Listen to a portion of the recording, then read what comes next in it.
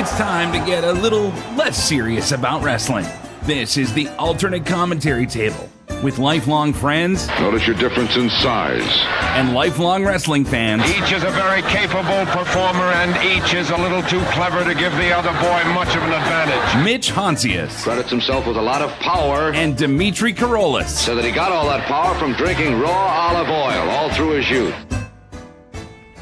Ladies and gentlemen, you are listening to the Alternate Commentary Table, the ACT. That's right, brought to you by the McGuire on Wrestling podcast feed, anywhere where you decide that you want to get your podcast. We're not here to tell you what to do. You do you.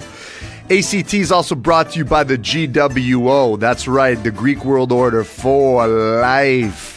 And I'm here as one half of the Uzos. I got to say it like Mitch because I am riding solo again. Before we get into it, one more thing. Team MOW on the Facebook page. Look, it's Survivor Series Day. That's just one of the many things, but that is a page. It's got a lot of great people. It's got the gWo. It's got the Uzos. It's got the McGuire on Wrestling. It's got our friend Andy Evans and his crew from Legends and Champions from across the pond. It's got everybody there talking threads, posting, great forum. We just asked, there's a little bit, as Daddy says, there's a little bit of a screening process just to keep the bots away, but it's really fun. Just come in with a good attitude and you'll have no problems there. McGuireShow.com. Learn a little bit about us. Do a little search for the merch. And if you want to support the show, there's a couple ways that you could do it. Number one, reviews, likes, clicks, all that stuff, they do help. And for those that have done it already, we really do appreciate it on many levels. But the other thing, apparently there's a tip function. Now, McGuire will tell you, Daddy will tell you that, hey, you know what? You can go in and do whatever you want. That's fine. Mitch and I will take the cash. We take cash and cryptocurrencies. You can email us directly. There's no problem with that. That's how Greeks do business.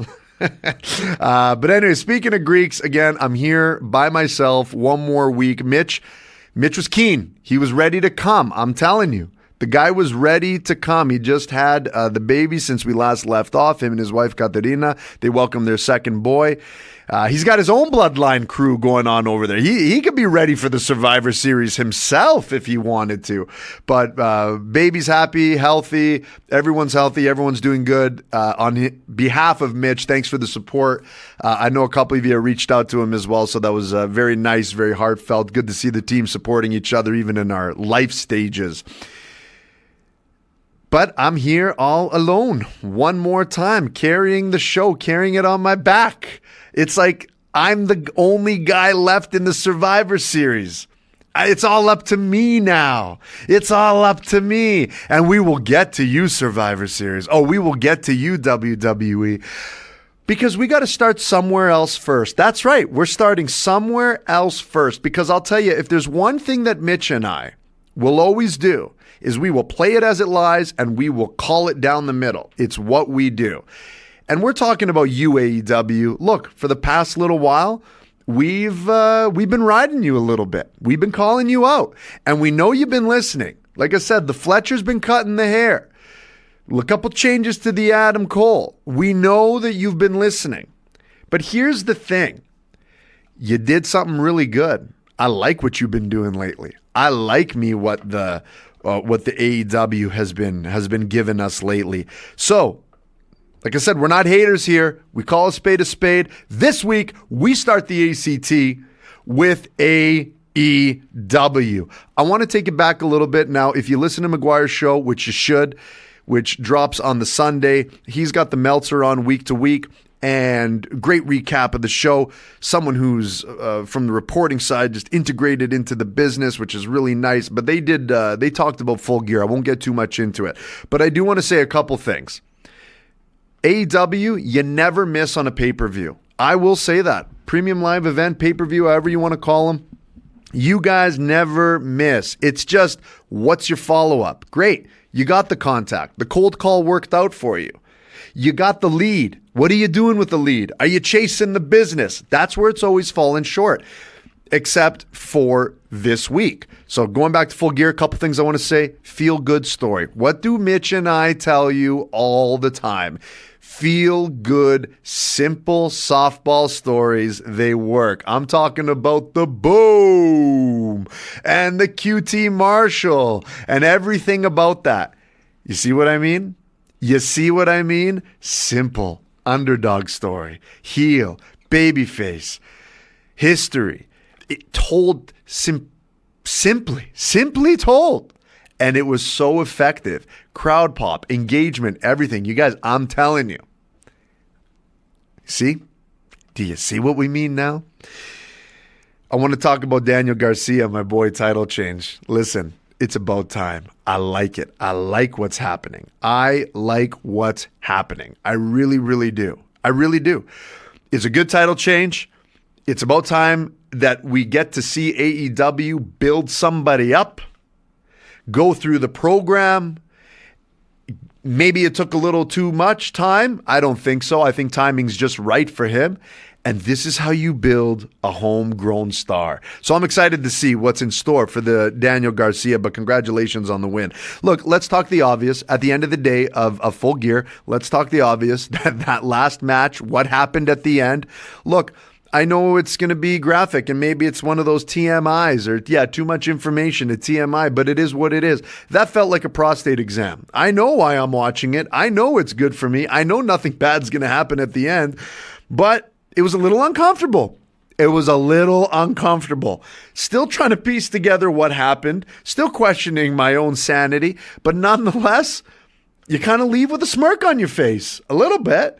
And that's what the end of Full Gear was. So Full Gear takes us into Dynamite, which I want to talk about. A lot of good things on Dynamite. You followed it up well. First of all, let's start with the start. Please, for the love of God, let's stay on this, everybody. Please, let's stay on this.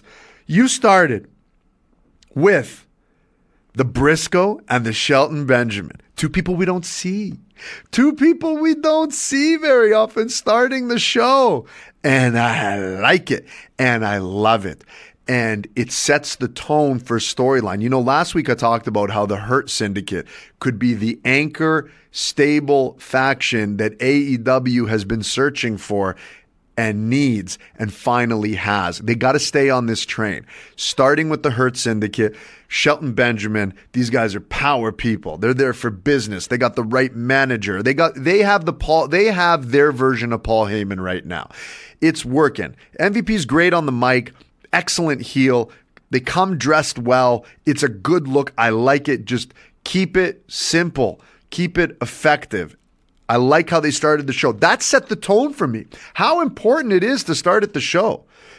That set everything in motion where all of a sudden I'm just engaged. Now, speaking of the Hurt Syndicate, I'm going to throw it out there, everybody. Let me know. Bobby Lashley. He could be their Roman Reigns right now. He really, really could. And I'm not talking about a guy that needs to go and be a champ for 4 years. I don't think he's got it in him to do that. He might. But I don't think that that's what they need to do over there. What I think they have, though, is someone who is a believable, brute heel that can be around for a long time enough to help build and create more stars in a limelight division and do it in a different way. See, AEW, they say it's where the best wrestle. I just think it's where the most acrobatic moves happen. Okay? I don't know if it's necessarily where the best wrestle. And Bobby Lashley, the Hurt Syndicate, everything about that really represents the other side, the WWE side, the you don't need to have a million moves in your arsenal. You have to have effective, believable moves in your arsenal. They have something there. I think he can be their Roman Reigns, their top heel that can carry the belt, has a little bit of clout, understands the media, would be a great ambassador for the brand, and people can glue in and believe what's happening right now as long as they continue to build them right, not week to week. Just, hey, let's build a storyline here. You have your own little bloodline. I think it's working. So I'm watching the Continental Classic. Let's move on. I love this thing, okay? I love it. I love it for a lot of reasons because there's a little bit of soccer and sports incorporated in it. And then there's traditional tournament incorporated in it. And you're getting to see top end talent constantly wrestle each other on a week to week basis where it means something, but it doesn't mean something. So it doesn't really destroy a character. It doesn't really help. It doesn't really hurt or destroy it, but it can always help or do absolutely nothing. I like these tournaments, okay? Very King of the Ring-ish, very good. But it dawned on me, I had a wonderful idea. What if the Continental Classic, okay? Follow me now. AEW, we preach on them for having too many belts. And I'm about to propose a new belt. I am. I can't believe that I'm doing this. But look what your competition is doing, and look how you can maybe make it better. The WWE has Crown Jewel. It's really an offshoot premium live event. It's got its own belt, its own implications. It's kind of turned into Night of Champions or Clash of the Champions or however you want to do it. It's kind of turned into one of those. However, it's still really good, and it's this event throughout the year. What if instead of AEW doing the record, like, oh, this person in 2024 is 12-3 and 11-1 or whatever, what if every time they won, they get 3 points? Like, I'm talking, go to soccer right now, like the English Premier League, any Premier League, and you have a regular season table. What if at the end of the season, and maybe it becomes a New Year's class, I don't know, but at the end of the season, you got crowned a belt for having the most points and being the winning almost the president's trophy of AEW. I think they should do the point system all around. And then that way you have power rankings that are so easy to figure out. Like now you can look and say, listen, you guys, I don't care what you say about a guy like Darby Allin that you think he's the best. But he's got a couple L's in his bracket, and he's only third on the table and the fixtures. I'm telling you, there's something there because I like the Continental Classic. I like the point system. I like trying to figure out how it's going to go. Let's do this as a regular season bit. It'd be hilarious. It'd be amazing. And then you just have a one-off event that could crown Jewel their marquee champion enter event. Anyways, just an idea. I'm an idea guy. What do you want from me? That's it. I get excited. Okay. Here's how I know people are listening. Are they making a Jay Wright out of Jay White finally?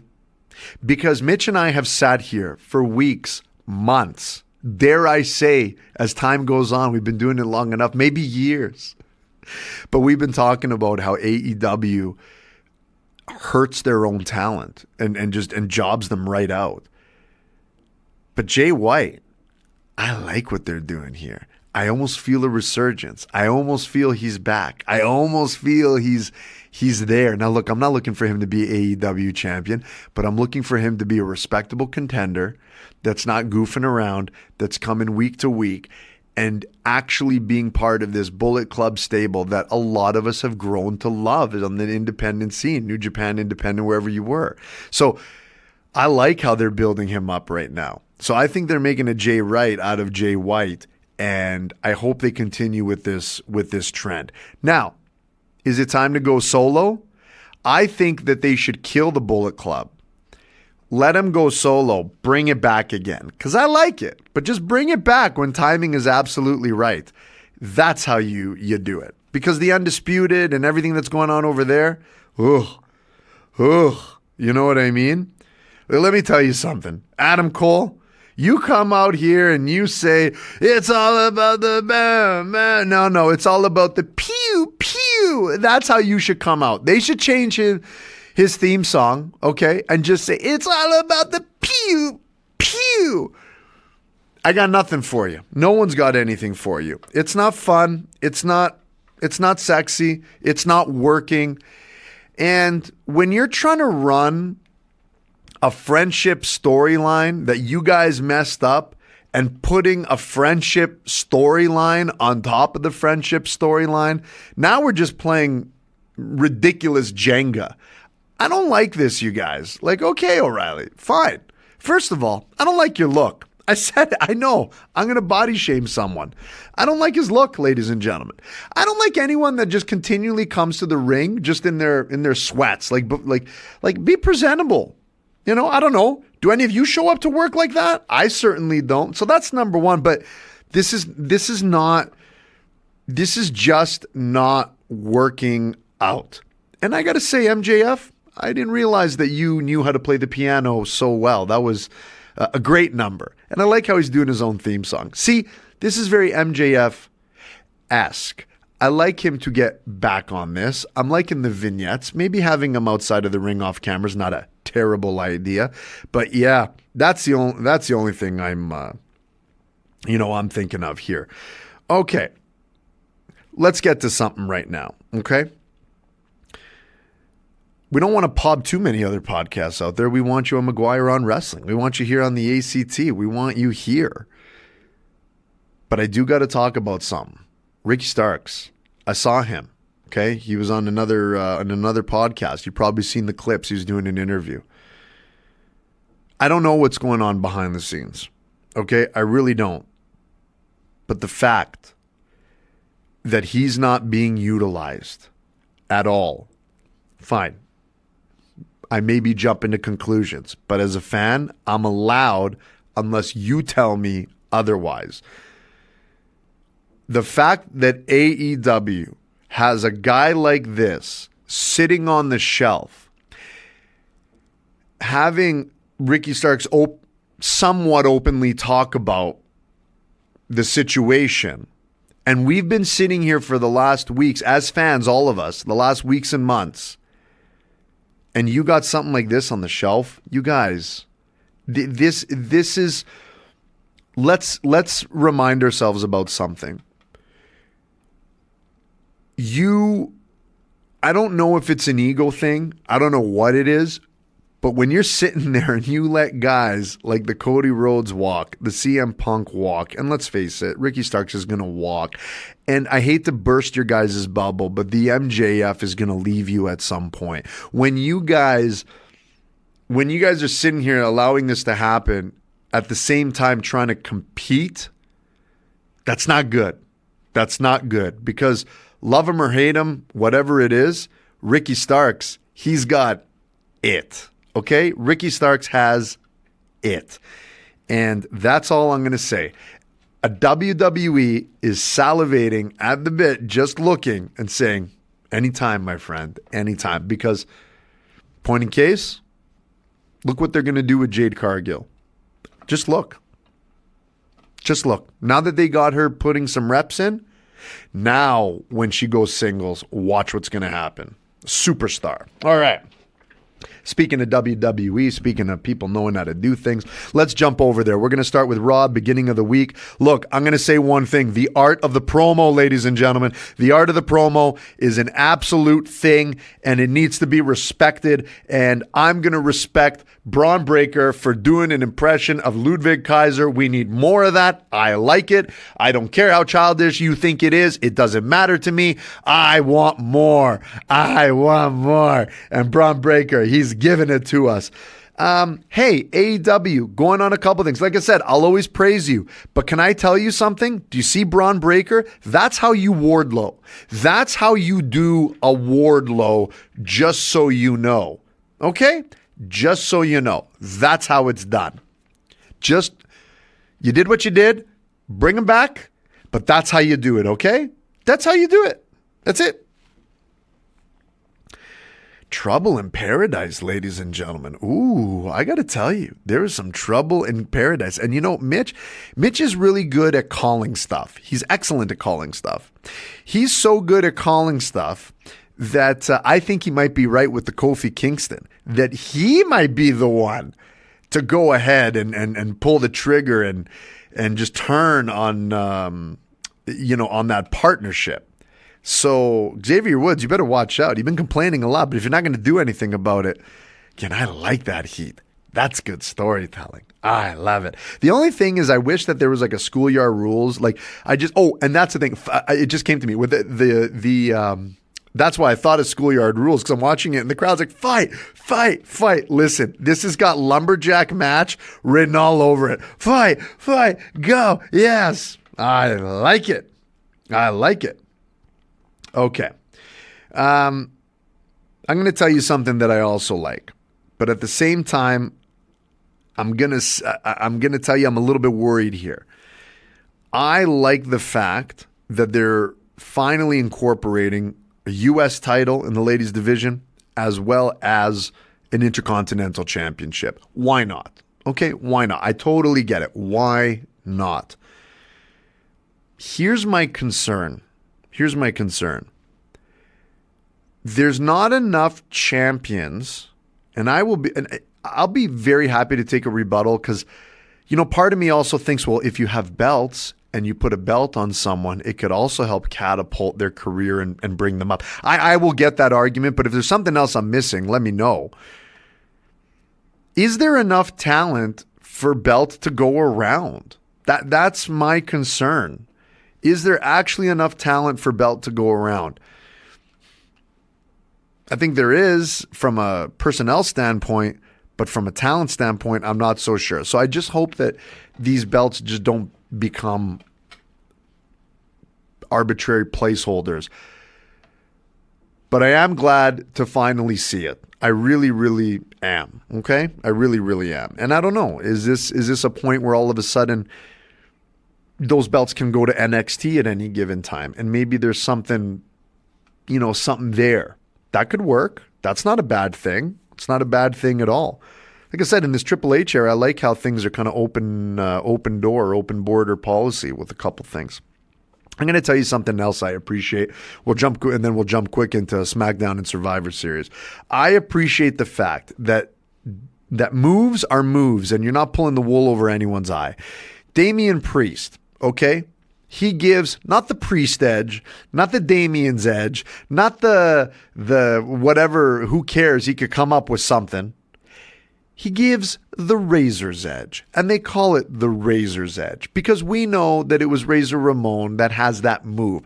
So I will tell you, I respect the move. I absolutely respect the homage to the move and who came up with it. It's kind of like the $1 Million Dream. You're not naming it anything else. If you're going to put that move and you get permission for that move, and out of respect, you should be asking for permission. It's the $1 Million Dream. Okay? That's all I got to say. Look, SmackDown, let's just jump into a couple things. I don't want to get too knee deep. But first thing is first, Nakamura, you are impressing me, my friend. Oh, I love it. Oh, everything about it is working. Okay, let's just cut to the chase. What did I say last week, and what did Mitch say the week before and before and before? Ladies and gentlemen, something is up with the Paul Heyman. Something's not right. Something is not right. He has a sit down. I like this. This is very mob-esque. And maybe, not to draw parallels, but maybe there's a hit a-brewing, right? Maybe there's a little John Gotti outside the Spark Steakhouse. You know what I mean? Paul Castellano. You better watch out. Because Santa's not just coming to town. The wise man is coming to town. Look, when Roman Reigns asked after the confrontation, we all saw it. What was the favor? My tribal chief, let's focus on Survivor Series. Because we'll have plenty of time to talk. I'm going to have a sip of my coffee while we all let that just settle right in. Oh, I'm back. I know. Listen, sometimes things are just so good. SmackDown was really good yesterday. It was very entertaining. I actually really enjoyed it. Yeah, I enjoyed the scrum at the beginning too with the whole 5-on-5. Liv Morgan and company and everyone. I enjoyed everything about that as well. So from SmackDown, let's just move on quickly to the not quickly, but we'll move on to the Survivor Series. Okay, Survivor Series day today. It's exciting. There's so many things that happen around Survivor Series. It's Survivor Series. It's American Thanksgiving. The NFL has got their program. I mean, there's a lot of Americana happening in one weekend. Black Friday, Cyber Monday to end it. I mean, there's just a lot of stuff happening right now. So, ladies and gentlemen, I wish Mitch was here. He was going to come. I was going to say this, guys, he's game time ready. But, he just said, you know what? Timing's not right. We're just one more week. We're just getting one more week, right? Which is fine. But I know he misses it. It's tough, guys. It's tough. We love doing it for you. We love doing it for us.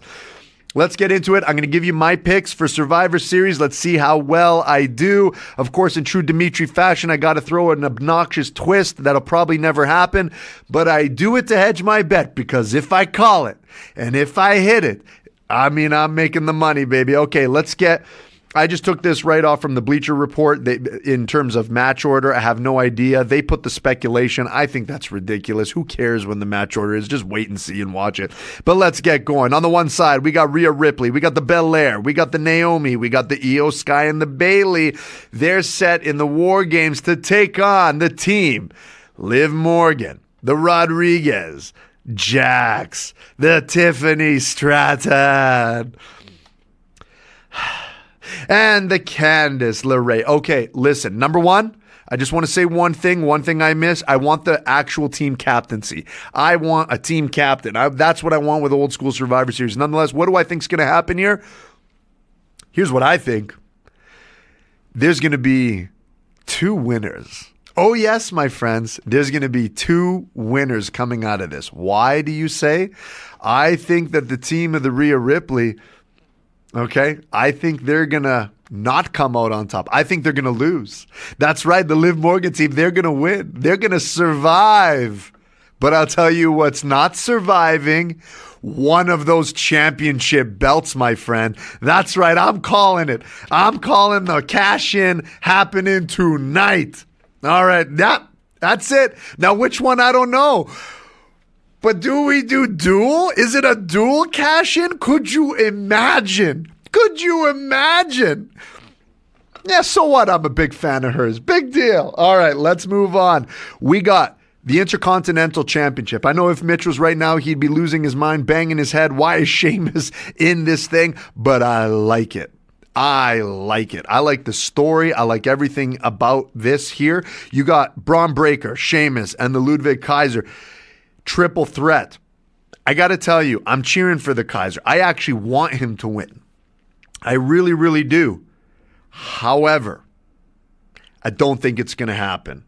I think this is where the Sheamus and the Kaiser cancel each other out. I think we got, and still, Braun Breaker over here. Let's move on to another title match. A lot of title matches. This is what I love about this one. This is what I love. You got L.A. Knight, taking on the new Nakamura. Did you hear what I just said? The new Nakamura. Not because of his new gimmick, because I'm calling him to be and new United States three-time champion. I got him winning. I think it's right. I think the timing is right.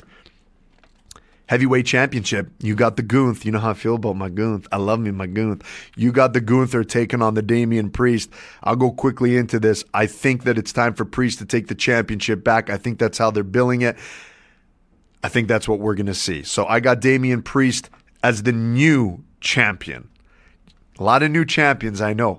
But I think the timing is there. Why? Royal Rumble's just around the corner, ladies and gentlemen. Royal Rumble is just around the corner. After the Royal Rumble comes the Survivor Series. WrestleMania. So there's a lot of things happening, okay? Now, let's get going over here.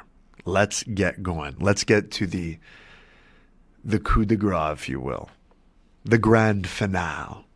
You got the team of the OG bloodline, Roman Reigns, Jey Uso, Jimmy Uso, Sammy Uso, Zayn, as well as CM Punk. And they are taking on the new bloodline in the team headed by Solo Sikoa, their tribal chief, Jacob Fatu, the Chimichurri Tamatanga, the Tangaloa, and the Bronson Reed.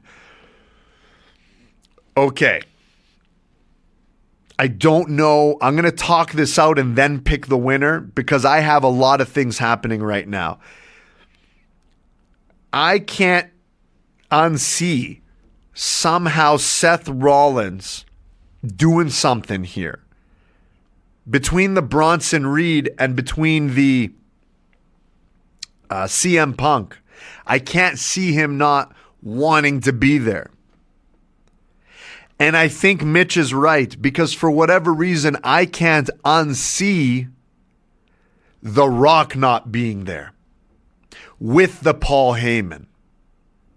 Something's a brewing. And if The Rock's not there, then maybe it's the CM Punk that goes here. I don't know. I'm going to go with it. I'm going to go with Mitch and myself. We've teased it. We've talked about it. I think it's going to happen. I think the Paul Heyman reveals his hand, turns his back on Roman Reigns. I got the new bloodline winning this match. I got outside interference by Seth Rollins, as well as outside interference by potentially The Rock. And so, ladies and gentlemen, I think a lot of things are going to happen here. I think this right here is going to absolutely and utterly be one of the best Survivor Series endings we've seen in a long time. And I'm actually very, very excited for it. And from there, we go to the alternate scenario. Ooh, okay. So I was thinking long and hard, how do we do the alternate scenario? I didn't really want to double up too much on the Survivor Series, but I couldn't help myself. So, alternate scenario, I got to tag myself in. By the way, Daddy, thanks for the title, the one-man tag. Loved it. Okay, here we go, one-man tag. If you needed one more person and you had to keep it on brand for Thanksgiving and Survivor Series, would you take the Red Rooster or the Hatch Goobly Gobber Gooker thingy? Tag me in.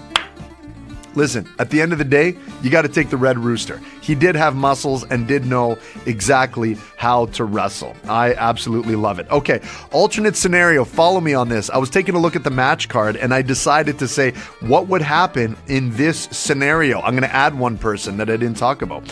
What if, instead of fighting each other, Braun Breaker, Sheamus, Ludwig Kaiser, and let's put Cody Rhodes in there because he finds himself in absolutely everything. What if they took on the other people on the championships in LA Knight, Nakamura, Gunther, and Priest? Who would survive? Let me run it again. Breaker, Sheamus, Kaiser, Rhodes versus Knight, Nakamura, Gunther, and Priest. Let's tag myself in. I gotta tell you, I'm gonna go with the team of Gunther, Priest, Nakamura, Knight. Why? Listen, bad guys know how to band together. The good guys, there's a little bit too much infighting. I gotta take them on this one here. All right, alternate scenario. In the NFL, it is customary to eat a turkey leg after every single Thanksgiving or post game. Now, in the WWE, if the champions win of the Survivor Series matches, do you think that they should have some kind of turkey leg or post-game interview? I'll tag myself in.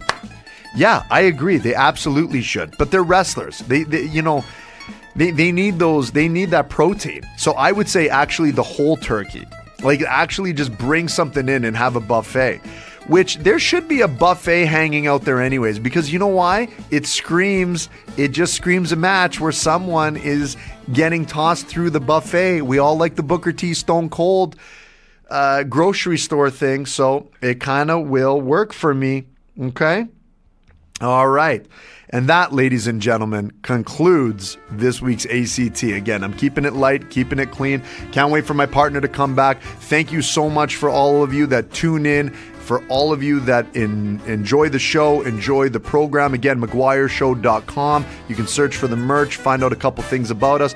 McGuire on Wrestling is the podcast feed. That's when you're getting McGuire's show, which drops tomorrow. You get our show and you get Andy Evans' show, Legends and Champions, our buddy from across the pond. Until then, enjoy the Survivor Series. Happy Thanksgiving to all of our friends down south. And happy Black Friday. Don't get caught up. Don't get consumed in the mess. Stay friends. Stay family. Stay safe out there. Ladies and gentlemen, I leave you with this. Chair shot.